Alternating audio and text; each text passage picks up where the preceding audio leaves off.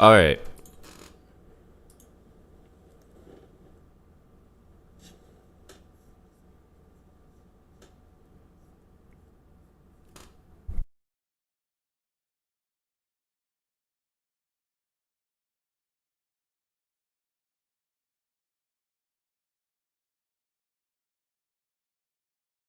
All right. So, apologies because a lot of people are probably going to go back and watch this. And in part 1, I had said that I was just going to do it, in the next 2 days. Part 2 was coming in the next 2 days. And unfortunately, things didn't pan out like that, and it ended up being 3 weeks ago the last time I streamed. Was dealing with a lot of personal shit, but we did eventually make it. So here we are at part 2. Now, before I start, I just want to give a huge shout out to YouTube for being the worst fucking platform I've ever seen. I uploaded a Nokaton video a few weeks, probably around a month ago, I'd say. Around the time, I believe actually it was the month after part 1.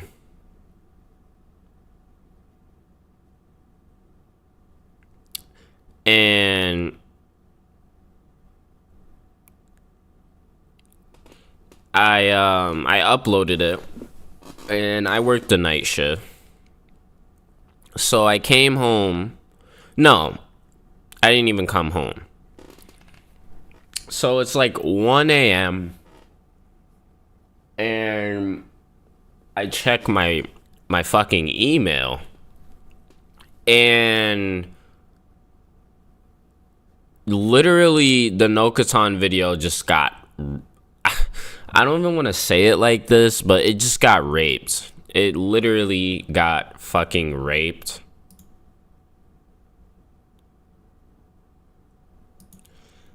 It got fucking raped. Hold on.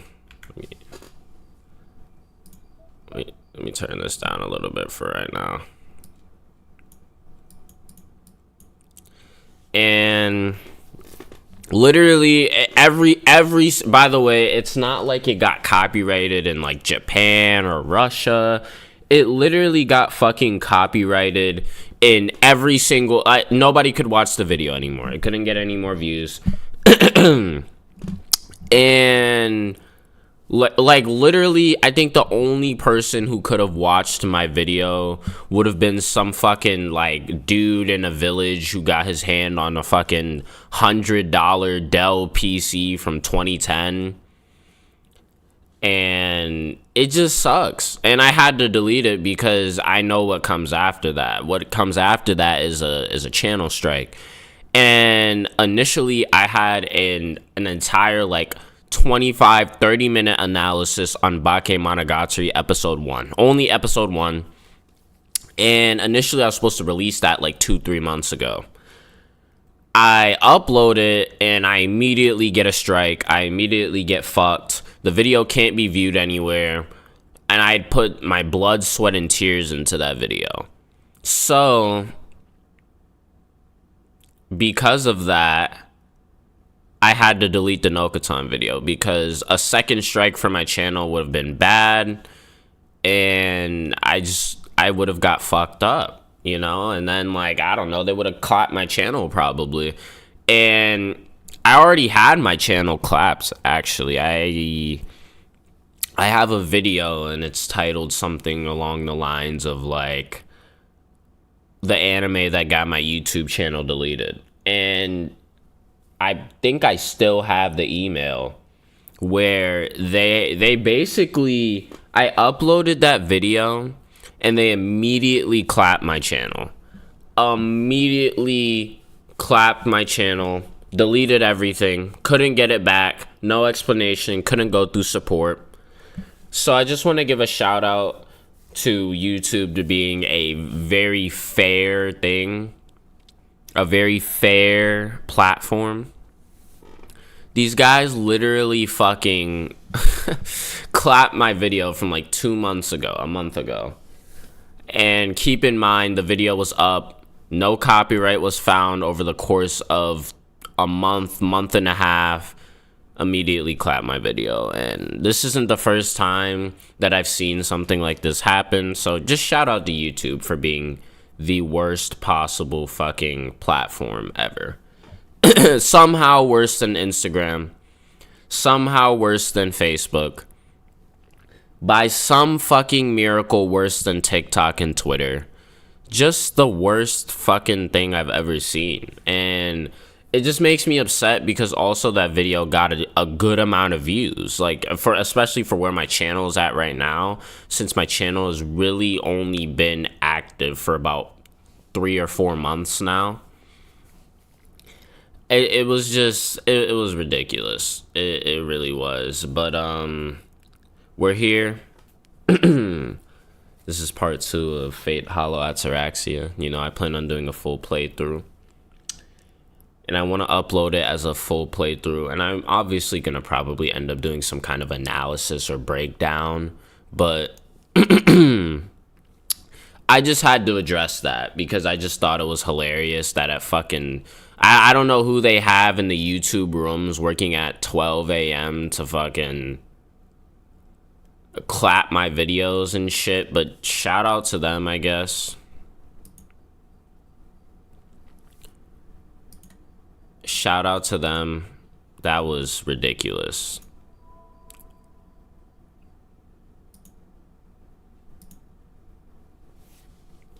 This is part of the festival. So we're leaving off where we left off last time. I don't even believe I got past this first part. I plan on getting past it in this, I guess you can call it an episode. I'm also simultaneously multitasking. I'm trying chicken shawarma for the very first time. I believe Shiro's about to tell a story.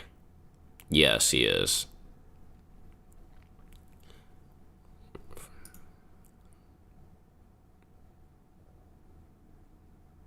Okay.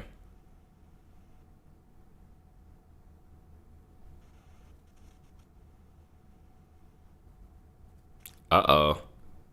Heavens Feel Back Night 1.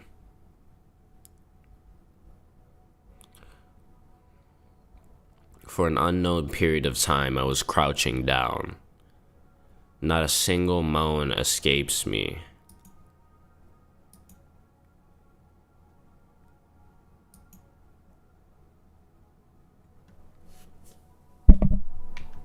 My throat has been pierced by a rotting branch. My tongue was the first to be pulled out. My vocal organs have been carefully destroyed to silence me. Nasu really just has this way of telling a story that is absolutely beautiful.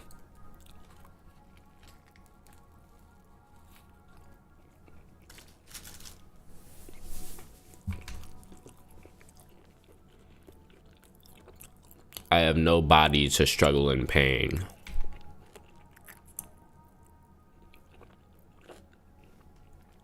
My limbs have been completely severed. It's as if only my heart is still living.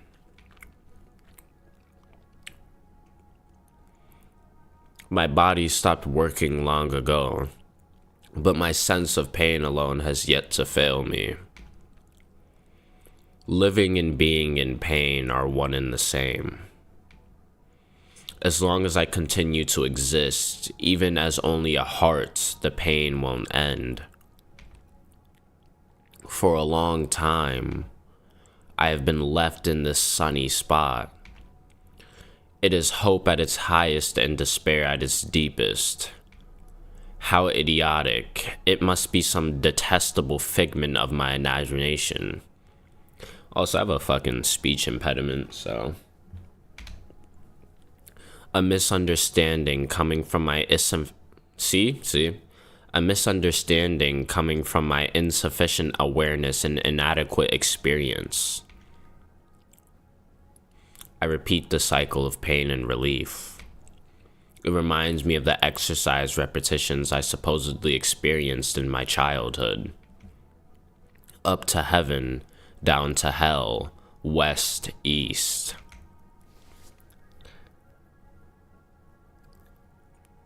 That far away, deeper than everyone, like a cradle, a paradise of blooms. It's not painful to have no limbs, to lose myself bit by bit. I'm just scared. I'm scared of being nothing. I can't bear the lie of ceasing to be anything. If nothing comes from this, then this is nothing more than suffering for the sake of suffering. My body is on the verge of death. While desperately wishing to die, I frantically wish to continue living. That contradiction. Men of older times called it hell. How wonderful. I can hear a silver. Oh my god, I'm missing these, yo. I'm missing these, but you can still see what's being said. To be honest, I didn't want to die.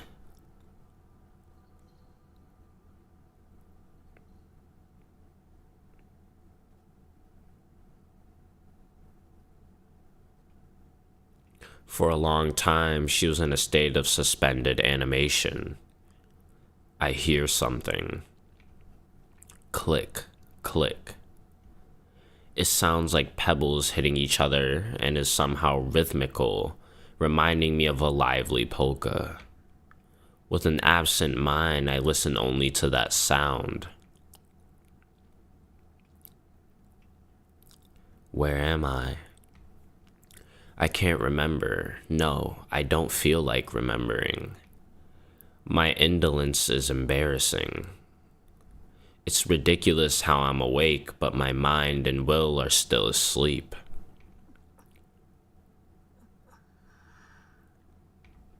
I strain my lumbering head and limbs and crack the whip at my mullish body. Pushing my arms downwards, I slightly prop up my body that was lying face down. I seem to be on a couch. How long have I been sleeping?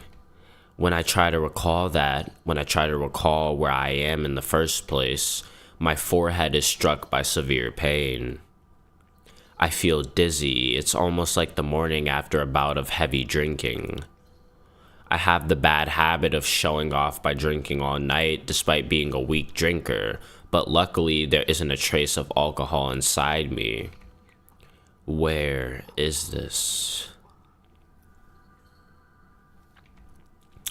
While still mentally unfocused and unsteady, I check my surroundings. I ought to be in a mansion. I don't recognize it. I can't recall why I'm here and why I've been asleep until now. Click, click, click. The sound continues. There's no clock. It's pitch black outside. My gut is telling me it's past midnight.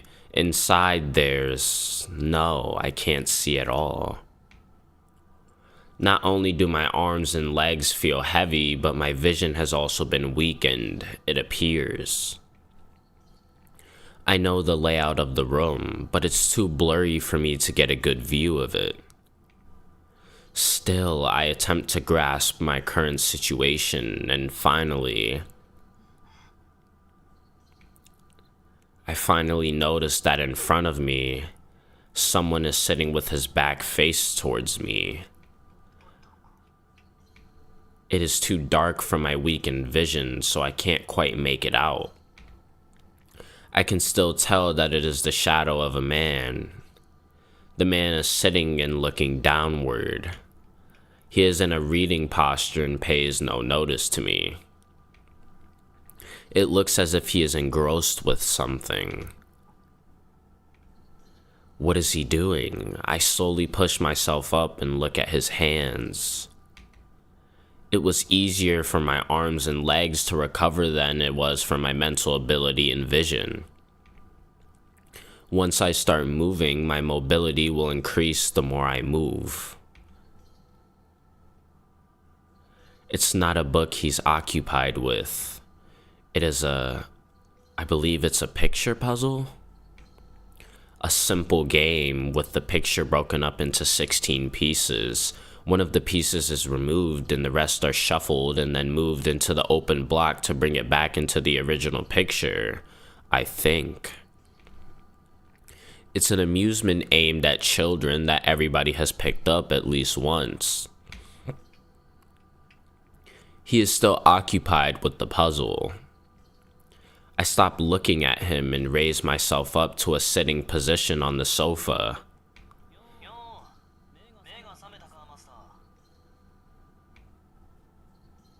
He says as if he were an old friend of mine.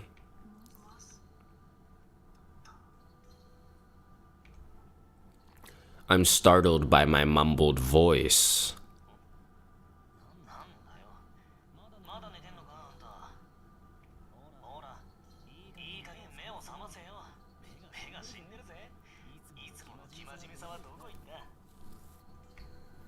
He laughs viciously. His voice is irritating, but I don't feel any anger. Stunned, I look at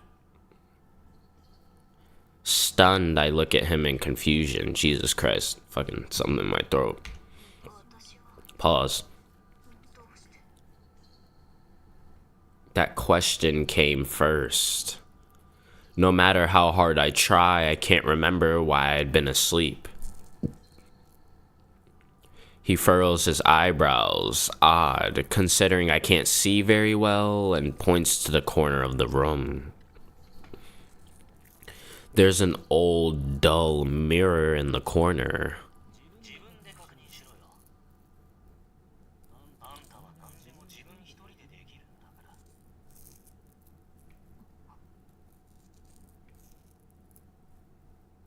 I walk up to the mirror on unsteady feet. There isn't any lighting, and the pale moonlight sharpens the darkness. There's a cloudy mirror, abandoned for many, many years, in this god-forsaken mansion. In it, looking at me stunned is unmistakable. Oh my god. Sorry. In it, looking at me stunned is unmistakably myself.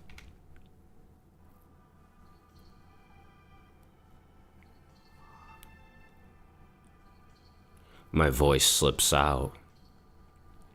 This doesn't make any sense. Why am I startled at seeing the body that I'd grown up with for more than 20 years?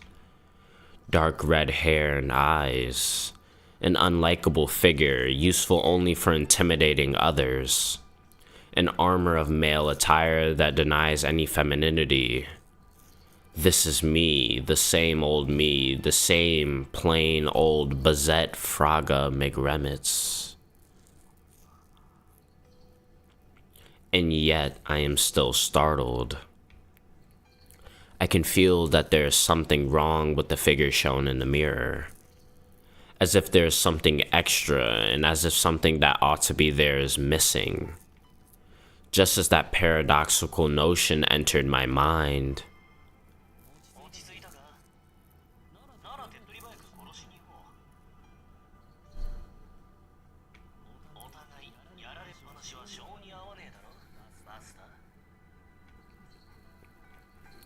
With that one word, he erased the small doubt that something was out of place. Master. Why had I forgotten that word? The battle for a miracle, 7 Magi putting their lives on the line, the master of the ultimate familiar wielding the Holy Grail. That is why I am here. To participate in the great ritual known as the Holy Grail War of this Asian island country. The Holy Grail is a holy artifact said to grant the wishes of its master, but there has yet to be one who has obtained the true Holy Grail. It is ultimately no more than a legend. The Holy Grail summoned in Fuyuki is an imitation based on this legend. However, though it may not be the original, as long as it is a powerful artifact that grants his wishes, it is called a Holy Grail. To the Magi, the matter of true and false is a lesser issue.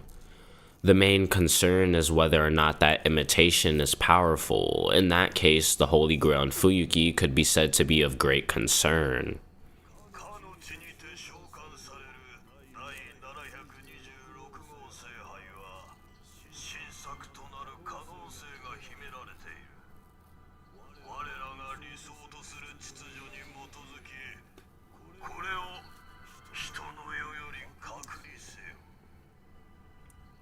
That was the decision of the Mages Association, an organized self-defense body for the concealment of magic. The Holy Grail War of this land is a competition between Magi. There's a limit to the number of participants. The association was allowed only one seat. The person to be chosen was one who was a specialist at combat. A person that was suited to use magic not for the sake of academia, but as a weapon. It is a Far Eastern island country's ritual, one that has nothing to do with the faction struggles within the association and is nothing but a nuisance. A battle where defeat is not allowed, but victory would bring no glory. I was selected for that very battle. This meant using an artifact passed down within my family as the summoning catalyst for my servant. Carrying the burden of the prestige and trust of the association and the means to fight, I departed.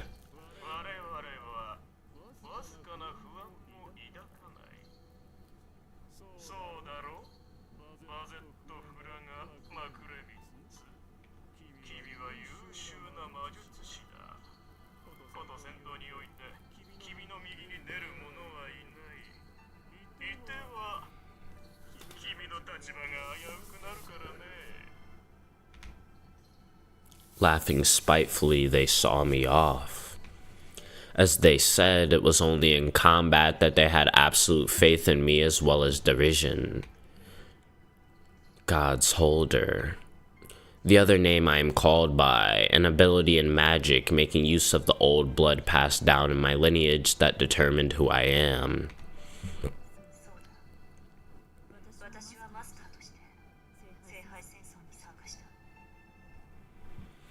To fight in and win the war as a magus of the association. That is my mission. That alone should have been my mission. But why? I have a vague feeling that I was looking for something other than the Holy Grail. Something or someone. If that was the case, there may have been someone I wanted to meet more than getting the Holy Grail. I can't remember. What happened to me in the last few days? I know who I am, but what happened later? What happened? Fucking hell. Hold on. It's alright. We're okay.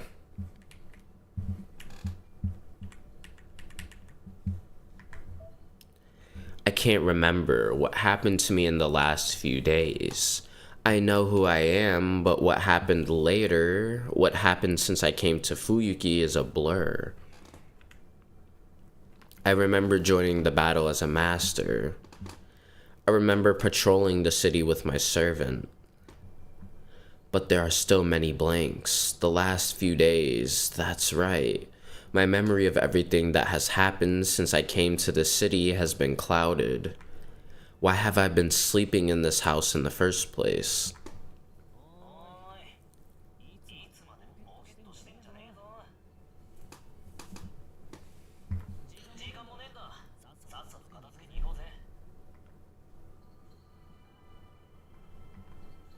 The The figure that is speaking to me. He is a servant, a being giving form from the summoning of a legendary hero, what is called a heroic spirit. They are the most powerful familiars that a human being can control. There's a path between master and servant to supply magical energy. My magical energy, or to be more direct, my life energy, is what powers that servant. I can tell that my body is acting as the wedge that pins this servant to this plane of existence. He is definitely my servant. But still, was this the servant I summoned?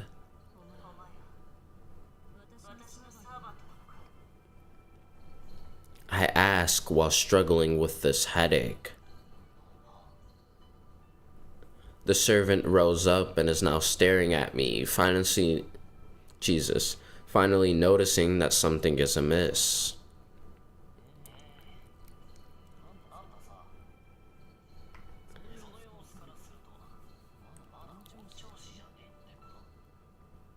The shadow sways almost like a flame. I can feel it in my guts. This man may be my servant, but he is certainly not on my side. This is the sort of wild animal that would kill his master to become free as soon as he gets the chance. The relationship between master and servant is not based on true... The relationship between master and servant is not based on trust among employer and employee. It is only a relationship of cooperation based on mutual gains and losses. Letting down one's guard, showing even the slightest weakness, means risking being stabbed in the back that very instant.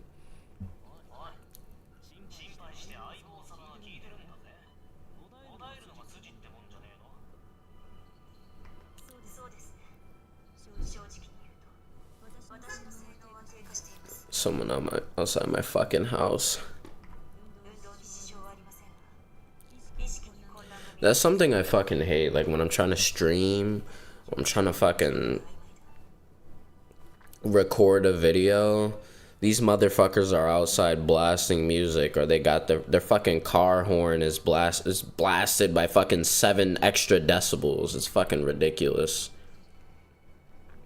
There's no benefit in hiding the cloudiness in my memory.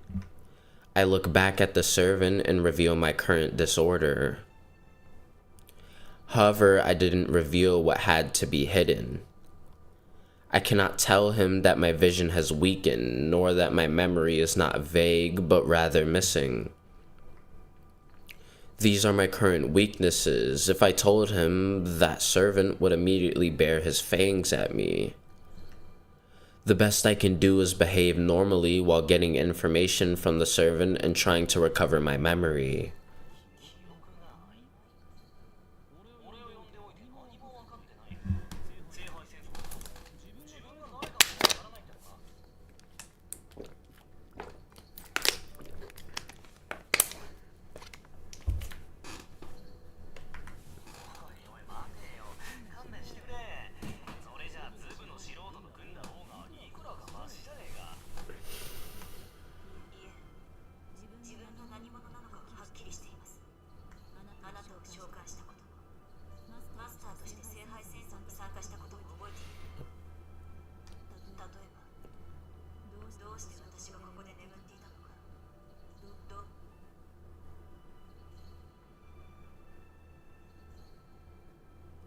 Without showing any signs of weakness, I tell him the truth.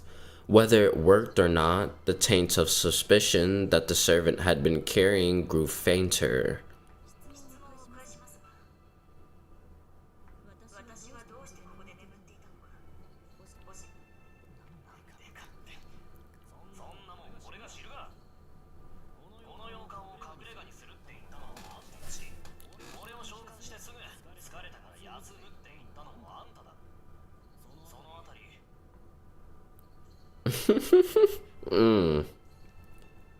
Yes, before coming to Fuyuki, I did investigate suitable safe houses as potential bases at the association.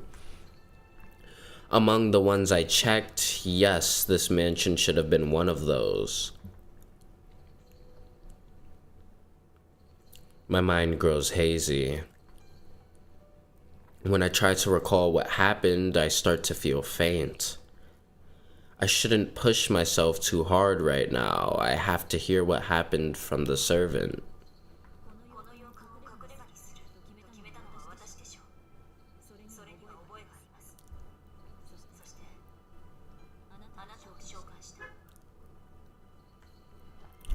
I remember indistinctly that this happened. I did form a contract with this servant in this mansion.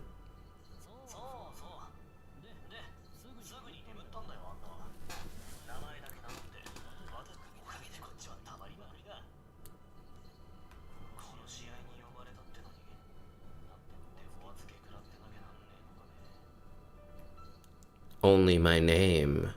No, more importantly, what this servant is saying is dangerous. It is very reassuring that he loves fighting, but it will be a problem if he loves it more than is necessary.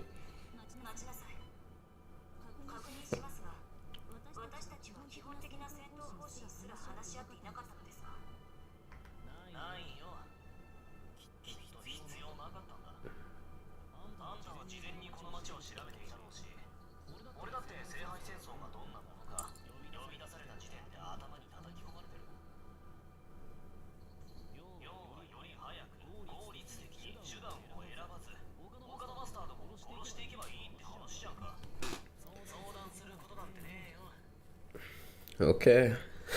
No advice needed.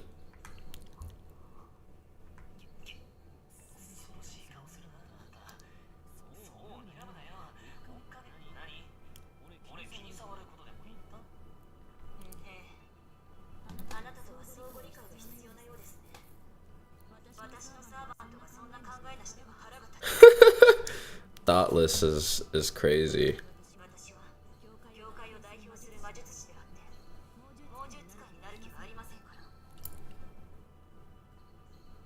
I stare and try to intimidate him. Whatever, said the servant, averting his eyes.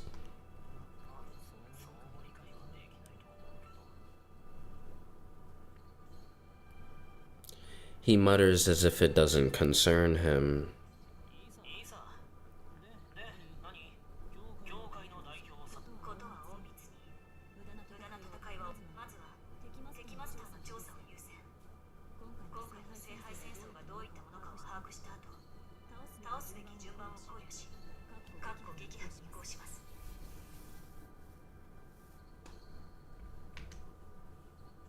Those were the orders received from the association.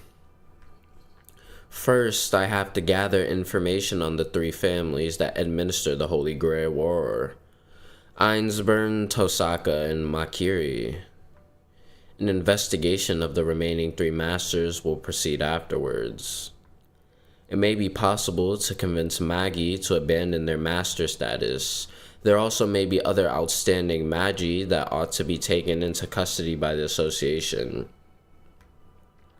Besides, to act without proper information is an embarrassment for a magus of the association.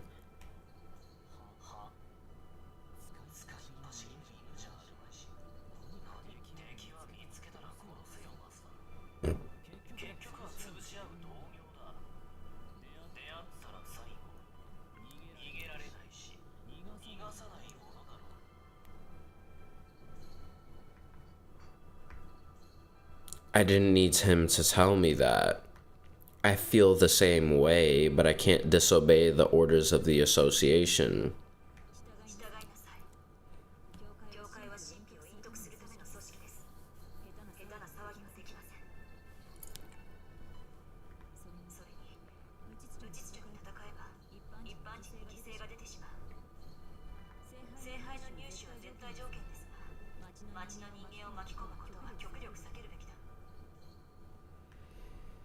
This is not only a matter of the Magus Association. The Holy Church also has involvement in the Holy Grail War. Should any damage be brought to the city, they will vigorously move in to conceal it to ensure the smooth continuance of the ritual. There's a limit to this, however. Last time, in the Fourth War, there was a master that killed indiscriminately and daily. The priest monitoring viewed the master as an enemy and penalized him severely. I believe that is referring to Caster from Fate Zero, if I'm correct. It's been a long time, though. The last time I watched Fate Zero was before the pandemic, so that had to have been 4.5, 5 years ago. But I believe that's referring to Caster, since I'm not exactly entirely sure. But I believe he was penalized and thus eliminated. But also, I'm not entirely sure, like I said. I know that's not about Kiritsugu or Kirei. And it's not about Rin's father. It's not about Waver either, because Waver never really killed anybody. So I think that is referring to Caster, because he was fucking insane. And, well, the master of Caster and Caster himself, but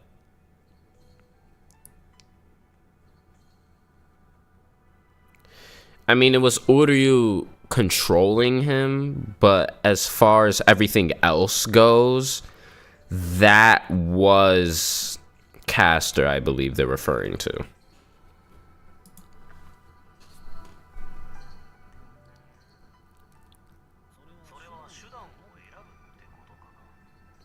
By the way, Fate has some of the best music ever, point blank, period.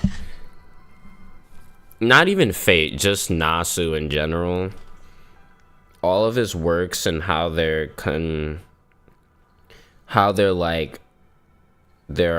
what's the word? I suppose conducted, how the music is conducted is very, very well done.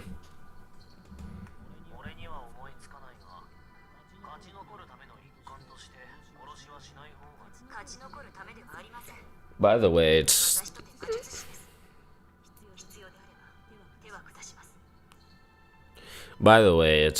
the middle of August and I am literally freezing my ass off in my house because my AC is so powerful.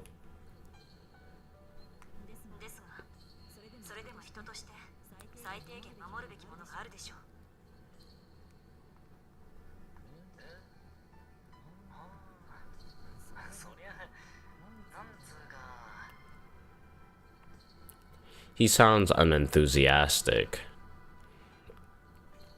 The servant apathetically breathes out and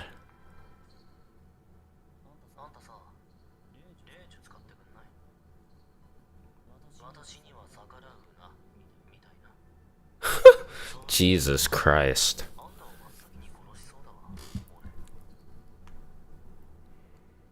I gulp.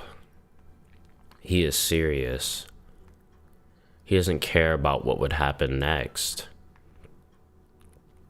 The rule of cooperating with a master for his own protection doesn't apply to him. This bastard is seriously aiming for my throat. The servant told me to use a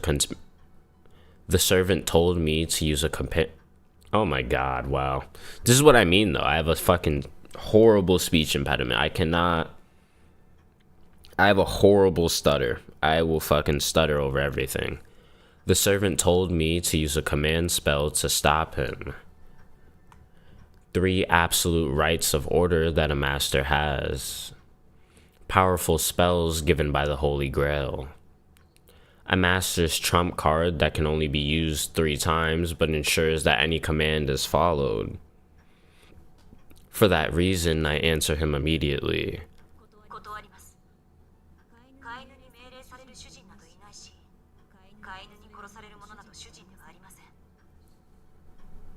Cold as fuck, but I'll give it to you.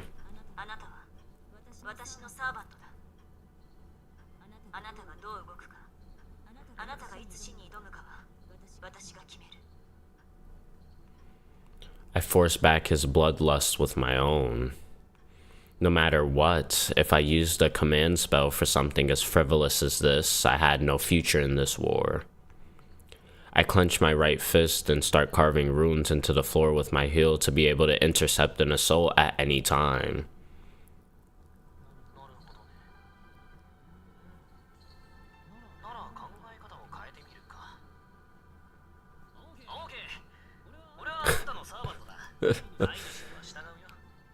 Classic Nasu.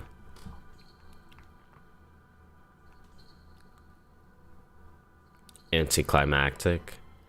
Oh, it's either anticlimactic or you fucking die right there. So I guess, I mean, personally, I'd prefer the anticlimactic solution. But if that's what if you thought it was gonna be deeper, then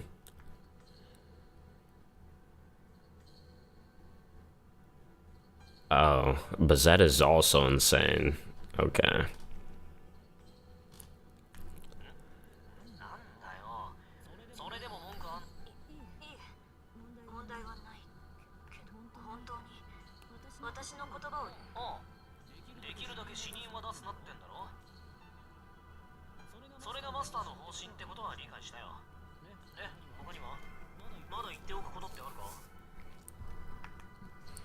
There are many things I want to say in detail, but I have nothing else to say regarding a general plan. The rest I can do by giving orders depending on the situation.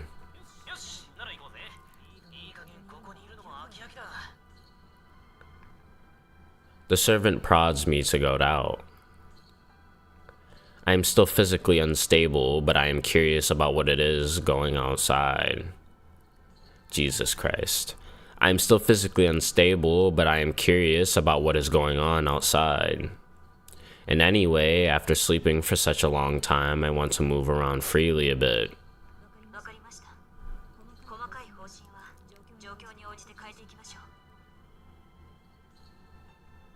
I regain myself. For the time being, I'll leave Rak behind. There are limits to that sword, and I can't use it fully in my current state. After I locate the other masters, I can think about who to use it on.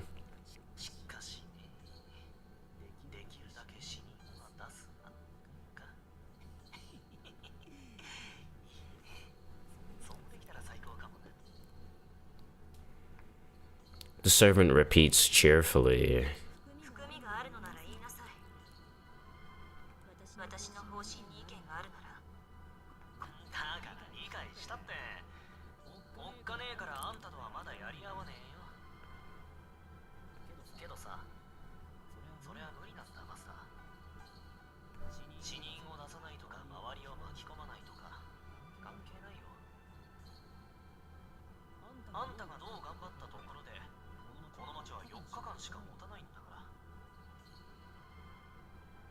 No longer than 4 days.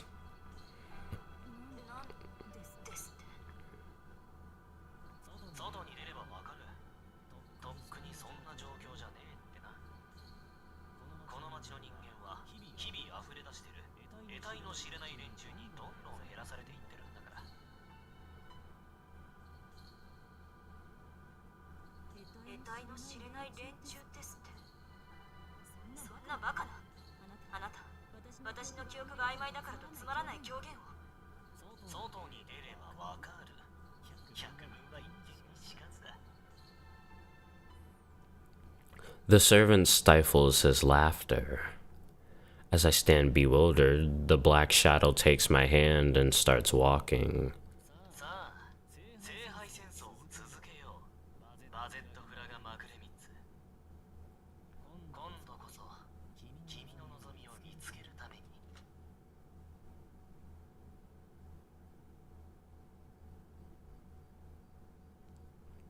The house was built on top of a high hill.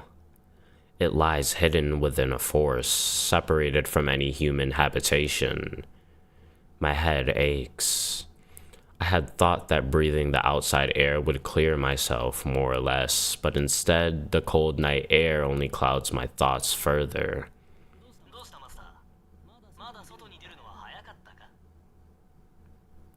The servant pokes fun at me.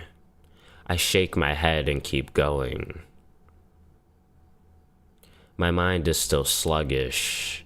The bright moonlight seems to be the source of my disorientation. Oh my god. Do you see that though? Like, Jesus Christ. I'm either fucking dyslexic as shit or I'm just fucking... I just have the worst fucking stutter ever. I think it's dyslexia though, honestly.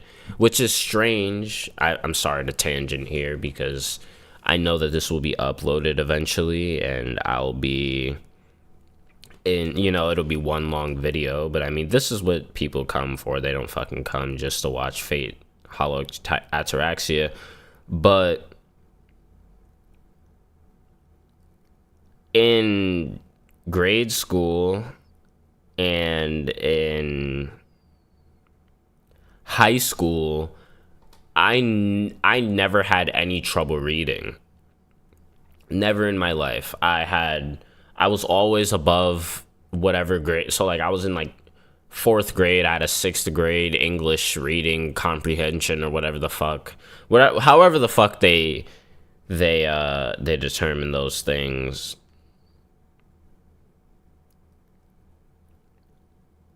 But, I just never had dyslexia, and it wasn't until, like, I started making videos and shit that I really just had trouble reading things out loud. And it's also strange because I'm also a very good reader. I can read, there are times where I've read, like, 1,000 pages in a day. So, I don't know, man. I don't fucking know.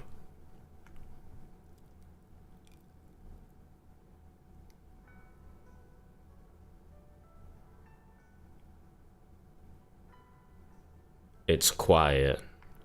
Of course, it's past 2 a.m., but the city is abnormally silent even for this time. It slightly resembles my own hometown. The port town I spent my childhood in. At night, the tide would come into the town and people would shut themselves in their houses as if they were afraid.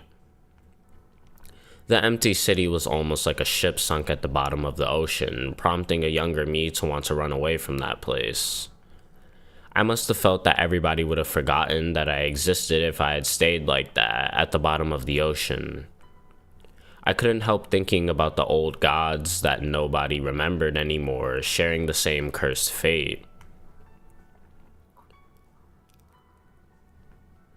And now Fuyuki is being submerged into the ocean depths too. The atmosphere is different from the one I remember. It is too quiet. It might as well be an abandoned city. Regardless, only the presence of life is evident. I could feel almost countless numbers of creatures breathing. Surrounding me is an aura that I have never felt before. Mysterious things is what my servant said. I don't want to admit it, but it seems that there's credibility to what he says.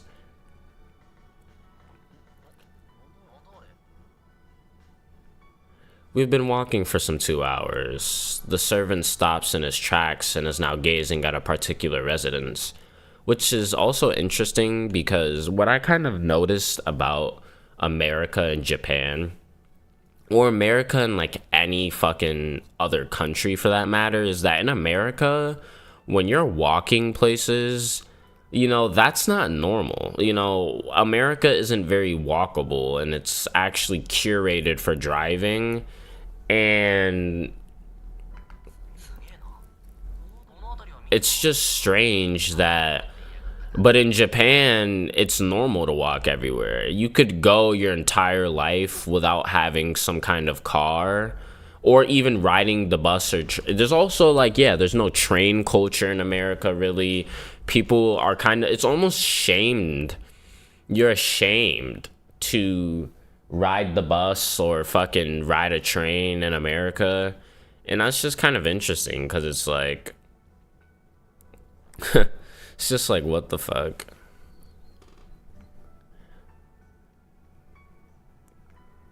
The house he is looking at is nothing more than a regular building. If there's anything that distinguishes it from the other residences, it is the one fact that the lights are on.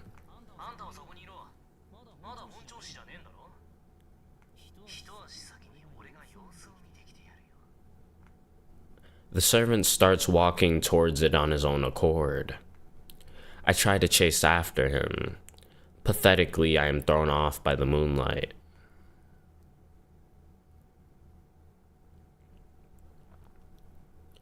I've got to be honest here. I can't speak for the other servants, but see me? I didn't feel like doing this from the get-go. High-level magic, the summoning of beings purified into the level of legends and the giving of form to them to make them familiars, that's what servants are. Not something so cheap as just borrowing a piece of the power of the heroic spirits. No, it's actually a projection of the guy himself. A resurrection just for the Holy Grail War, a clone with a short lifespan, a guardian of humanity reborn into the modern era. Sounds nice and dandy. Autonomous weapons are pretty convenient, right? Except replicating even what's on the inside is going a little too far, don't you think? A familiar being able to think doesn't do anyone any good. That goes double for servants. Suppose there's a familiar more powerful than its master. Now, let's say it can think for itself. There's no reason why it won't revolt. I was lucky enough to be summoned by a master that was my type of woman. Personally, I'm satisfied with her, but it looks like I'm going to be doing some disobeying. Why? Well, why not? I might not have any complaints about the boss, but I've got a hell of a lot to say about society. I feel like shit, like I was left hanging in the morgue. Back when I was alive, the world was still lively. Nowadays, it's old and dying. Got a few 100 million years left before it kicks the bucket, and it's too late to do anything about it. Being one of those fellows that knew what she was like back in the old days, it wouldn't be right to not be a little angry about her current predicament and all that. Of course, it was pretty obvious that she'd be clean dry one of these days, but damn, that was fast. Now, there's a part of me that's got to hate my own species for that filthiness, but another part of me wants to pat them on the back at the same time. The power of humanity is incredible. Oh, how morals have come and gone in the blink of an eye. Makes me wonder just how many new generations of humanity have been born and how many have been wiped out. Given how fast they are, it's too bad how they haven't come up with a kind of evolution that's environmentally friendly. I've got to hand it to them, hominids, okay. They sure did a great job at amplifying a ready-made system instead of finding a new kind of cycle. But that means there's no future ahead, so if they can buy a little more time, it'd be nice if they'd come up with something, new kind of improvement and keep going. Wait, it'd be nice if they'd come up with some new kind of improvement and keep going. I don't even know if that's actually like accurate fucking English grammar. They've already gone to all the trouble of destroying this much. Where do we want to go? Why have we exhausted the land? Was this good? Was this bad? I want results that anyone can understand. Even if the answer is that it was a failure, I don't mind one bit.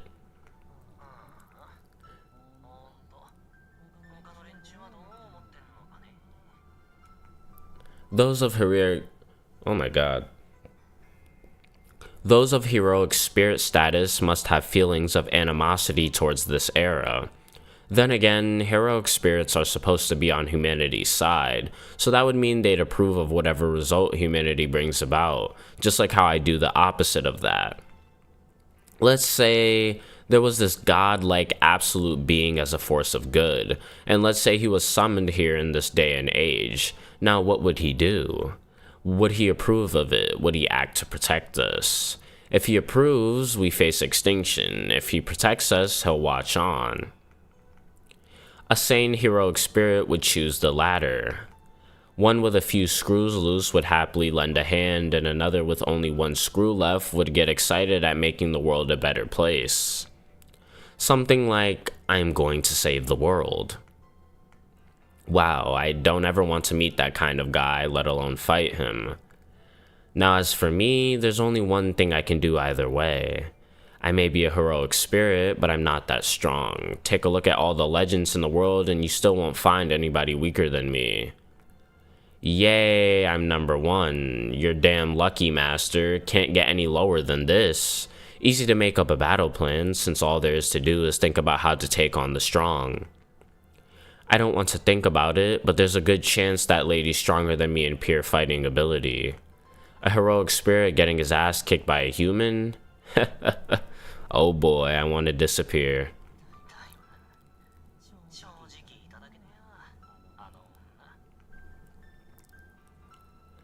Don't cause any deaths, that's what she said. That's the way to go, milady magus of the house of whatever. Can't expect a finer strategy that reeks of sheltered girl on honor roll. Fitting sense of pure humanity for a master. But hey, I can't do that. All I can do is kill. Honestly, a bloodless victory is a pain in the ass. I'm already the weakest. I'm not going to be winning if I'm a goody two-shoes. This thing does have war in the name, so we ought to be relying on the slaughter techniques that man has so painstakingly developed. Servants are one thing, but masters are humans, and it'd be way easier to take them out with mines and explosions like the last time.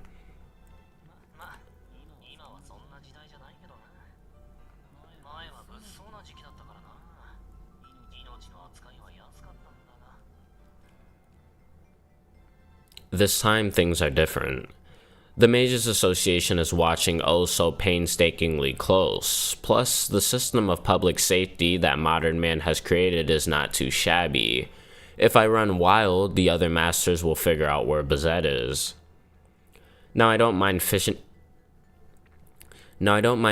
off a horde of people nice and fast, but consecutive fighting on consecutive nights is going to exhaust me, so I want to avoid that.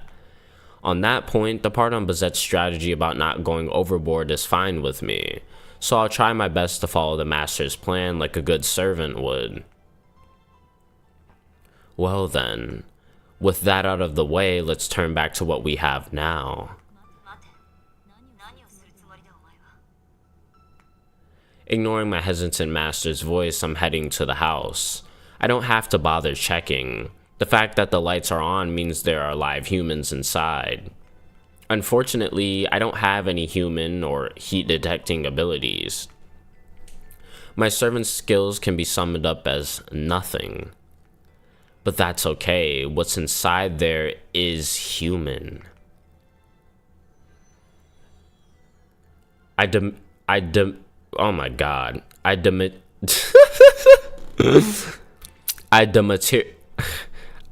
dematerialize myself and pass through the front door. I manifest my weapon and go towards the people in the living room. Let's finish this, fast and cruel like always. Now, for all I know, there could be some accident like the strongest ultra-humanoid in all of human history is inside and has powers that surpass a heroic spirit. No problem whatsoever. I may be the weakest, but I can defeat the most powerful human being. Why? Because it's not something to brag about, but when it comes down to dealing with humans, I'm the strongest. Blood splashes up in the air.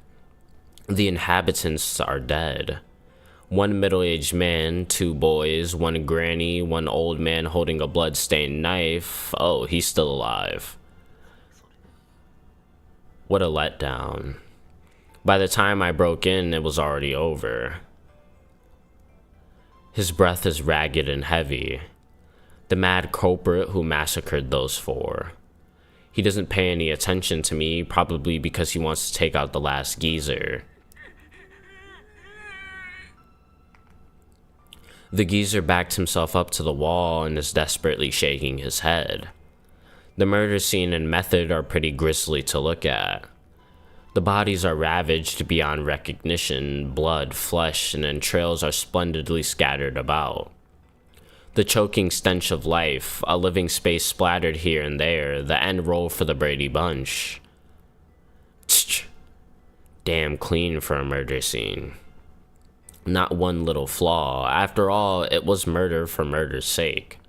No robbing, no raping, no hungering, not one bit of that here. I'll save him since he asked. Since it was a surprise blow from behind, the murderer is killed easily. After that, I'm back to my regular job.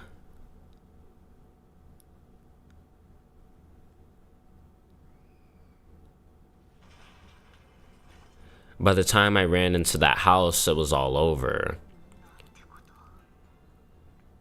There are 5 corpses in the living room. I am able to tell by what appears to be 5 heads severed from the nose. Jesus. It is a slaughter scene so grotesque that I could not have determined how many there are through any other means. The servant says while standing idly in a pool of flesh and blood.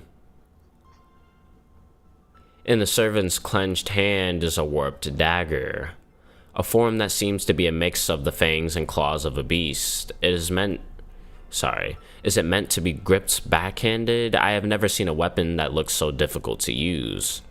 So that weapon is his noble phantasm, his symbol as a heroic spirit.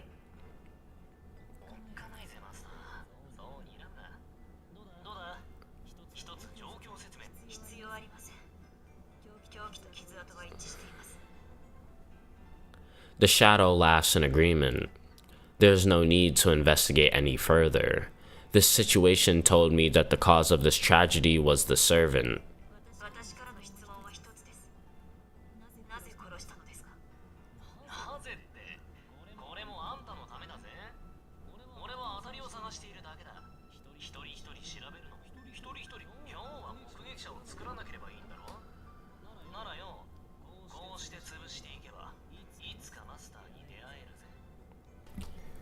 It's an interesting plan to murder innocent people until you eventually reach the masters of the Holy Grail War.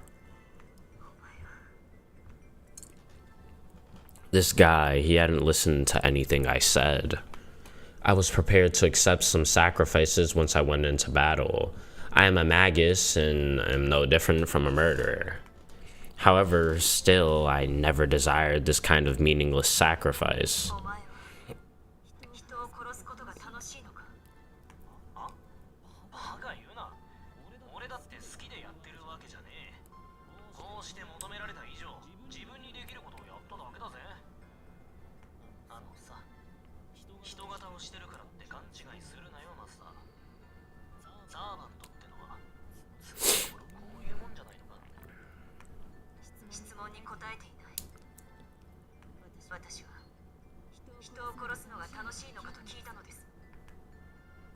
I glare at the servant. Holding that warped dagger, the servant...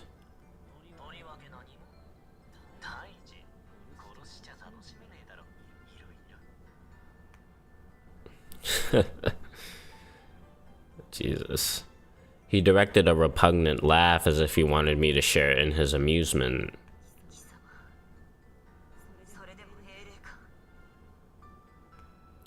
I can't restrain myself. It's strange. I've seen people like him countless times, yet without any reason, I feel disgust at this man's way of life. It somehow feels as if this man alone must not be forgiven.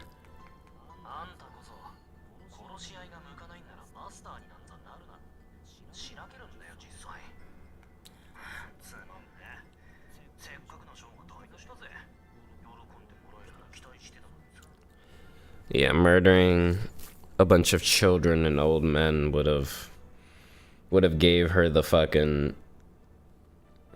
Just imagine that, like, you make your girlfriend mad, so you take her to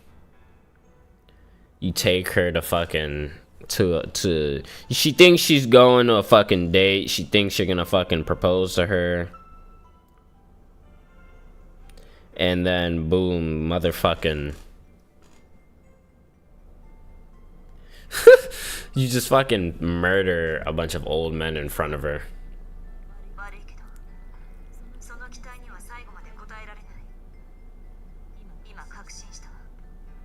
I turn my hostility towards my own servant. I direct hatred similar to annoyance at the person I have to gain trust from first.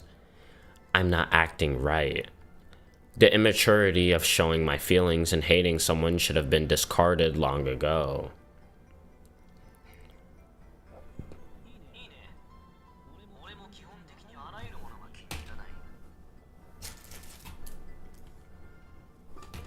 I'm just gonna Jesus. I'm just gonna cover up this food real quick.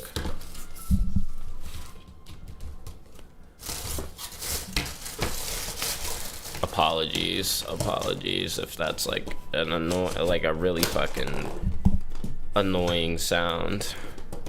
Okay.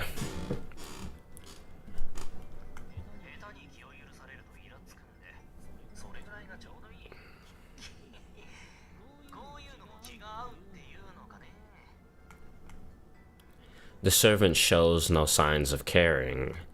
I hate him and he doesn't think anything of me. So there will be no cause for friction even if we despise each other, as we have no plans to bond.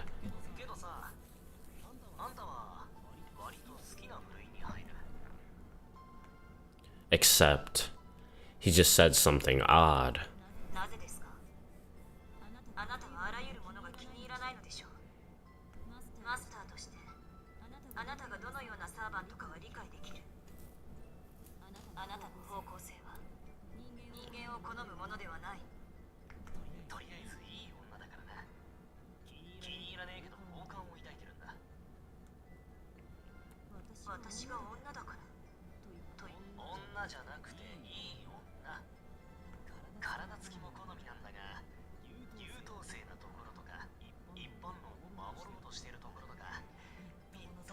That's kind of gay, considering the fact that she characterizes herself in like her first dialogue as someone with no femininity. So, I mean, just say you like men, bro.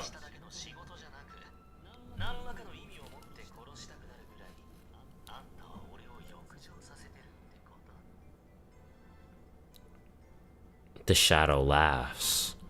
Intent flows in through our connected paths, so dense I can physically feel it.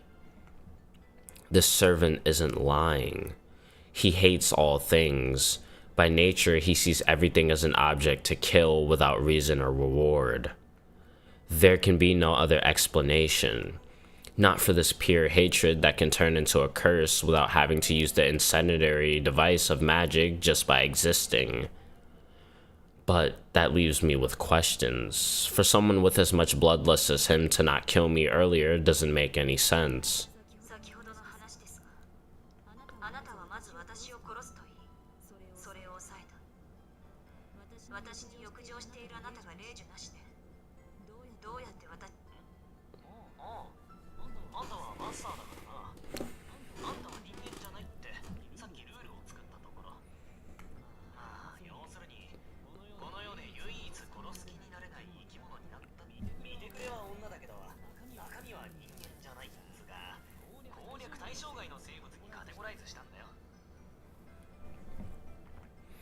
That was direct. For some reason, I find his answer incredibly hurtful. He just called you less than human.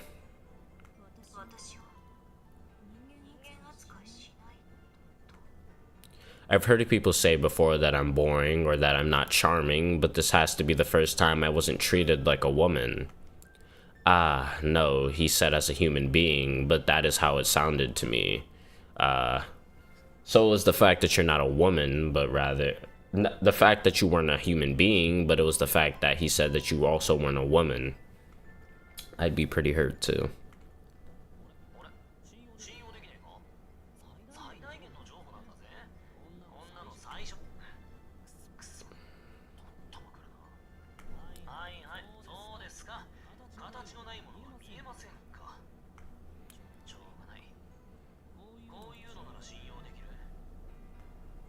So he interpreted my silence as suspicion. He tears out a page of a notepad from the blood-soaked desk and writes something on it.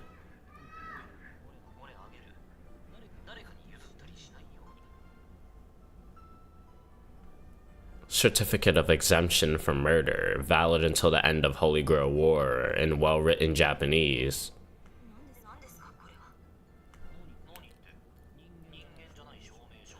Wow. That you're not a person, Jesus.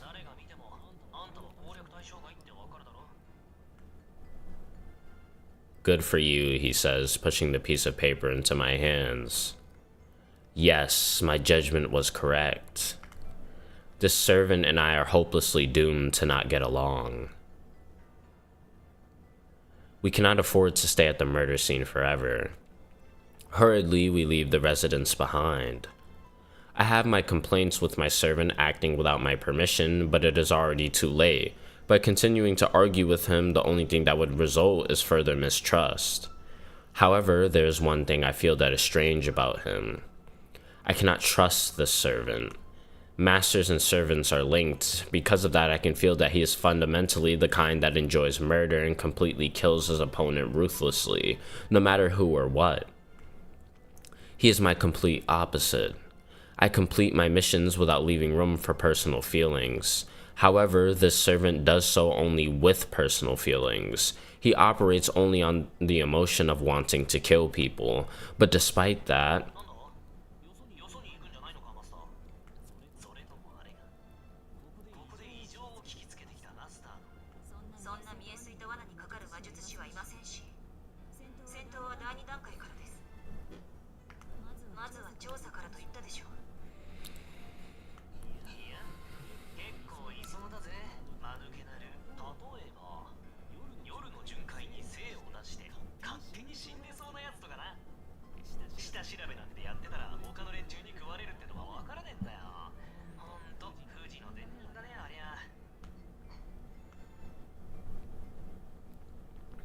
and yet, despite all of his negative points, I don't feel that this servant is unpleasant. He is the kind of human being that I despise the most. I cannot tolerate him on any level. So why is it that I can't completely hate him? I close my eyes and focus on our link. In exchange for the flowing magical energy, sometimes I feel something very refreshing. A feeling of homesickness rubbing against the heart. A prayer of resembling longing. How hollow. That void tells me something. I don't understand the clear reason why, but it tells me this servant will never betray me. It tells me that he will lend me his chaotic will to grant my wish.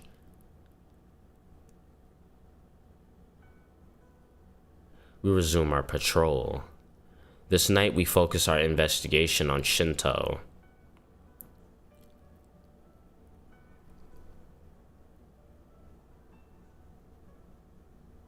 The Shinto investigation ends in about 2 hours.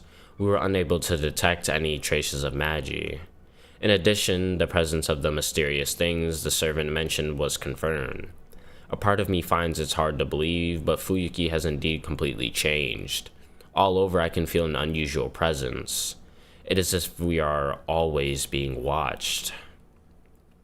The city has begun to come apart as it seems ever so slightly. On a different note, while there are many traces of magical energy, there are absolutely no signs of magic being performed, which would mean that this isn't the work of a master gathering magical energy. The only feasible possibility is that there is something feeding on the inhabitants of this city, unrelated to the war. No master would benefit from this. Doing this would instead force a halt to the Holy Grail War.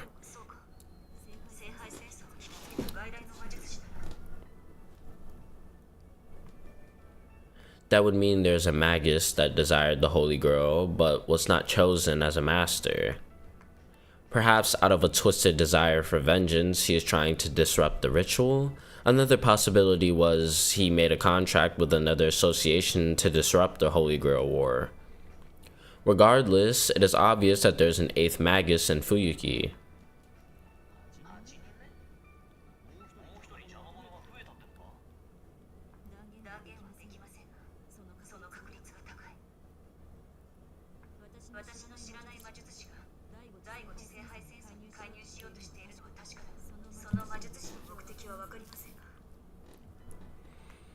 He was starting off by breaking the rules of the Holy Grail War. It may be best to think of him as not just my enemy, but as the enemy of all the masters. Shiver.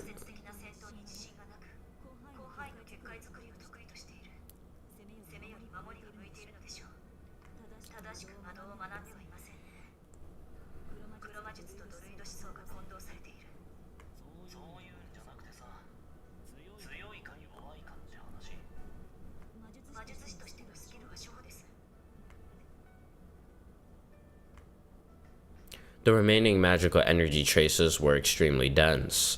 Magical energy is only fuel to activate magic. By itself, it has no effect.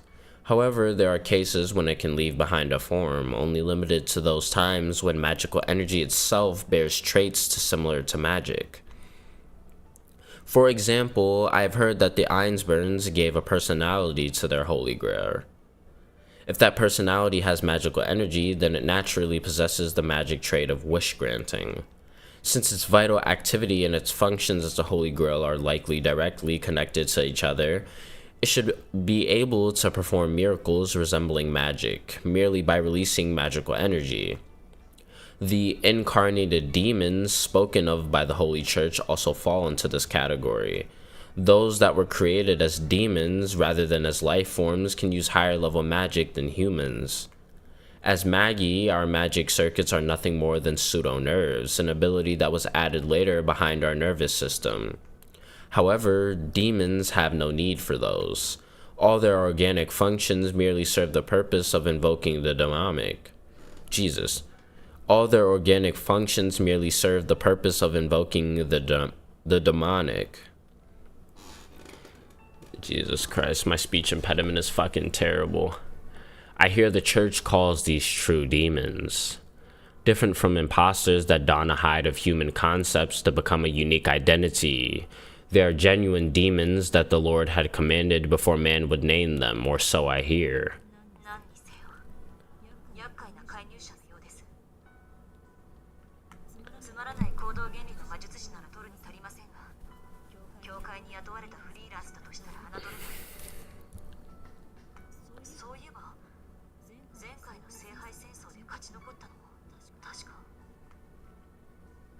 A freelance magus hired by the Einsburns, another reference to Kirtsigu.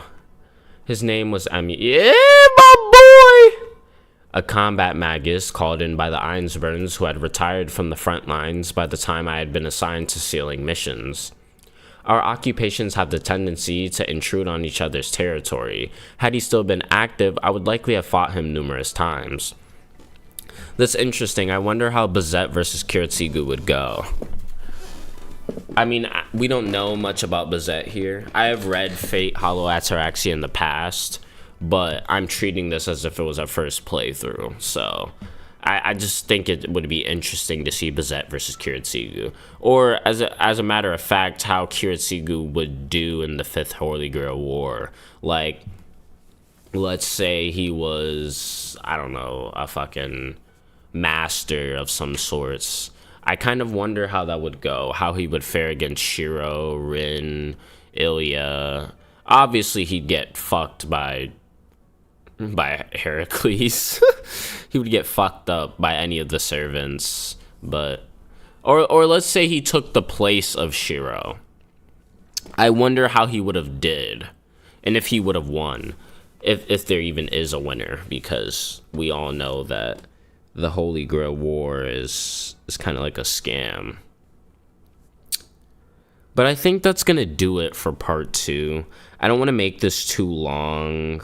I believe, yeah, we're about an hour and 20 in.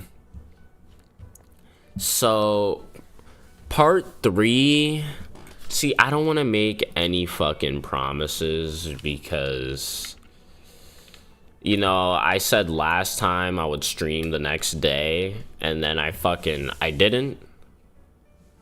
But, I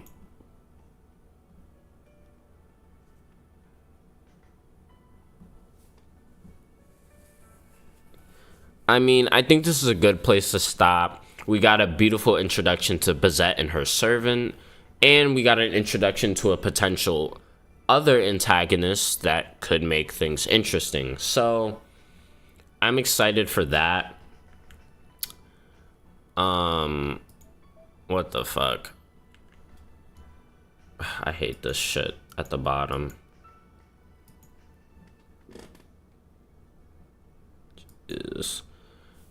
But I do work tonight, but my plan is I want to do a really long stream where we dive into more